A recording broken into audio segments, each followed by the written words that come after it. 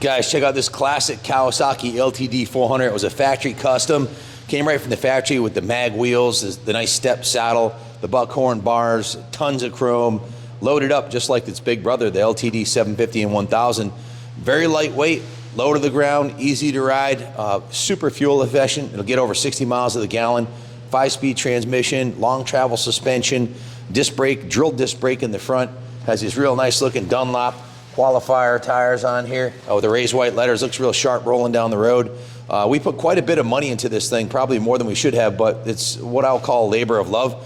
The bottom line on the work order, when I looked at it, I was like, man, we got in deep on this one, but once you get started, it's hard to stop. The total amount of labor we put into it was 25 hours labor, and plus parts. The work order came to $3,713. Like most shops, we charge over $100 an hour, $120 an hour for restoration service, and well, we wanted to do this one because it was such a cool looking bike, and she's ready to go.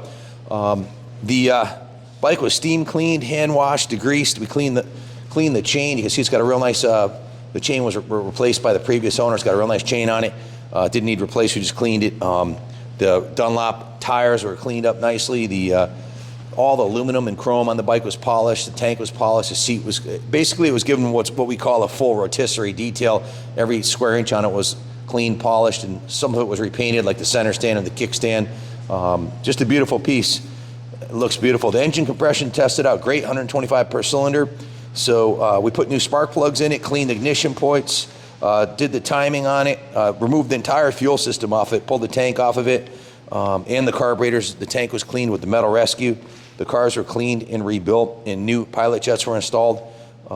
VP ethanol-free fuel was installed. The carbs were disassembled and put in the carb cleaning tank, completely gone through. The petcock was rebuilt, new gaskets, new fuel lines.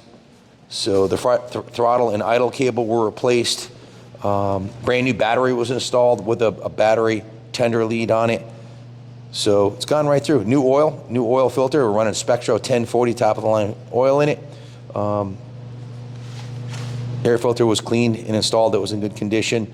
The full front brake system was removed, disassembled, and the front master cylinder was put in the parts cleaning washer. It was removed, rebuilt, cleaned the piston bore of the master cylinder, reassembled with all new parts, bled it, installed new brake fluid in it, and did a full brake system bleed on it.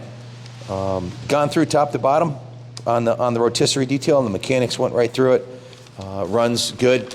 One of the last years of the LTD, you can see the engine cases have a real nice shine on them. The chrome is real nice. No evidence of the bike being dropped. The original turn signal is nice and straight. The forks are real clean. The front fender chrome. The wheels in beautiful condition. The mag wheels. The shocks are in real nice shape. The side covers look great. The original seat cover is in good condition. Inside of the tank's been cleaned. The original factory buckhorn bars are in good shape, and it's only got 16,000 miles on it. Real head turner. It's not perfect, you know. It's a classic. So cosmetically, there's a little bit of patina on it. On the paint job, you can see on the gas tank, it's got a little bit of patina on it. If you look closely right here, it's not perfect, but it looks really good. It is a 43-year-old antique, so of course it's not going to be cosmetically perfect. There are a couple little patina spots like on the tank there. The original owner put this nice mud flap on here, which kept all the mud off the engine and kept these pipes, the chrome on them is much better than what I normally see, and I think that's in large part to having that mud flap on there. The mufflers, these are the original Sankei mufflers on here, S-A-N-K-E-I, the original factory production, custom. And the chrome on the brake lever is real nice. Pretty bike. If you're a Kawasaki collector, you could put a paint job on this thing and be ready to roll in the museum, you know. And it runs really good. So 5-speed transmission. You can take it out on the highway. The chrome on the rear fender is nice. Has a real stylish rear fender around here. The original turn signals are in good condition. The chain guide looks good. The pipe on this side is in good condition.